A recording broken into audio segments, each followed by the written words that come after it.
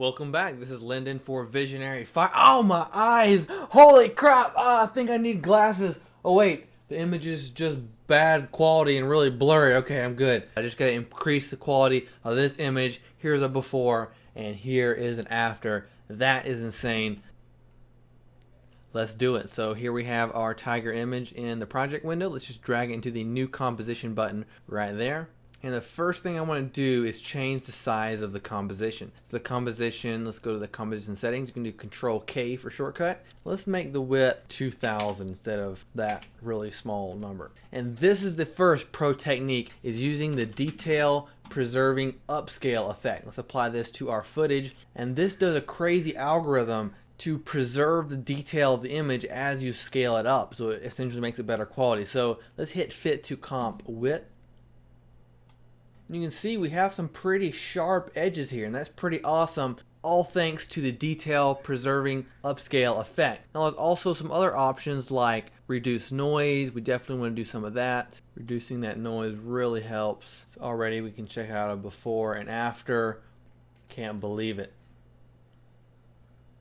Now let's move to the next technique, which is the median effect. So median, like median in math, all right? You never thought you would ever use your math skills ever, but this median effect, it's not like a blur where it takes the average, it's the median, all right? Look up mathematics. The average is different than the median. So this median effect is really cool because you can see, look at that. So it kind of blurs everything, but it preserves those harsh lines. Now this is way too intense. I'm gonna turn this down to maybe 3, and I can also double click on this median effect, go to the compositing options and play with the opacity of the effect. So if it's just too intense, it makes it look a little bit too cartoony, then we can just turn down the effect opacity maybe like 75%. So that's just gonna clean up the image. Before and after, it cleans up the image quite a bit. So let's check out a before and after. Before, after.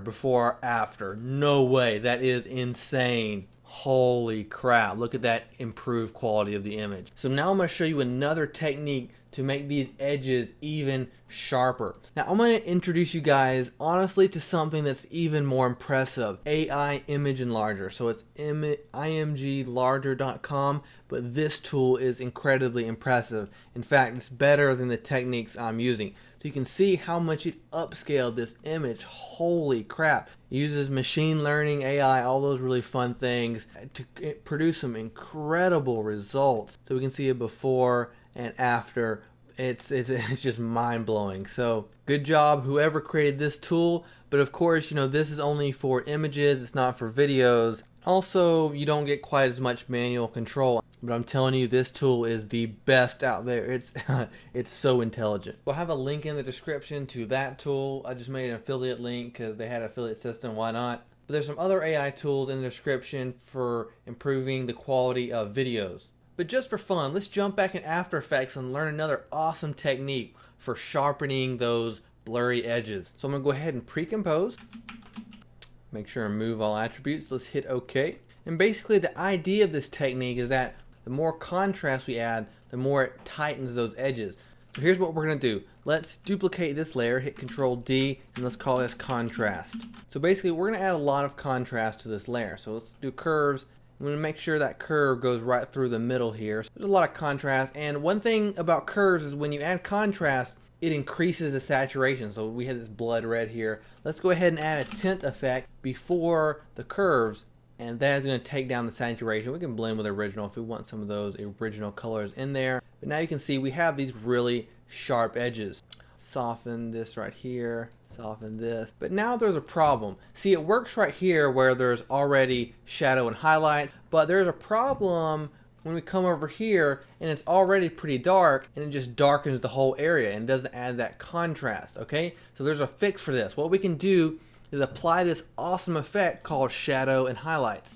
Let's apply this before the curves effect. And what this does is it evens out the brightness of the image. So it doesn't just brighten dark pixels, it finds averagely dark areas and brightens the whole area, which makes it preserve the contrast while evening out the overall image. So this is a really cool effect. So I'm going to uncheck auto amount, and we can play with the shadow amount to brighten those dark areas. We can also play with the highlight amount. so it decreases the highlight. By the way, please don't forget to drop a like if you appreciate the knowledge in this tutorial. So now when we add curves, you're going to see that it's going to pick up that detail. So before, it just darkened the whole area, but now we even out the image, and now it preserves the details of those dark areas. So that is awesome. Now we have these sharp edges, but obviously we've ruined the image by adding the contrast. So the key here is we're only going to apply this contrasted image to the edges.